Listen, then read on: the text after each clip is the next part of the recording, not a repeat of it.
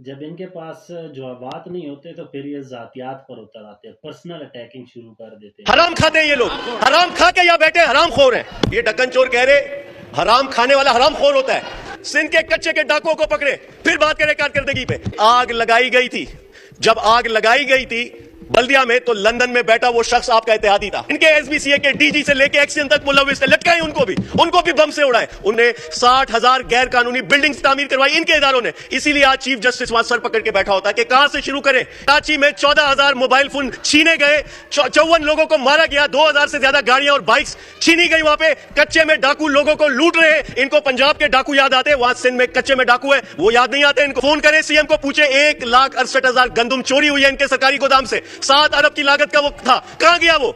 इनकी वजह से मसनूई में वहां असेंबली चलाई जाती, वहां कोई कोरम पॉइंट आउट नहीं कर सकता।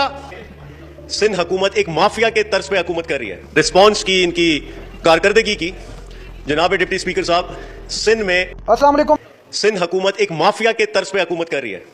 वहां असेंबली चलाई जाती, वहां कोई कोरम पॉइंट आउट नहीं कर सकता, वहां ऑपोजिशन को तकरीर करने का मौका नहीं दिया जाता। ये हाल है। ये ढक्कन चोर कह रहे हराम खाने वाला हराम खोर होता है। हराम खाते हैं ये लोग, हराम खा के यहाँ बैठे हराम खोर हैं।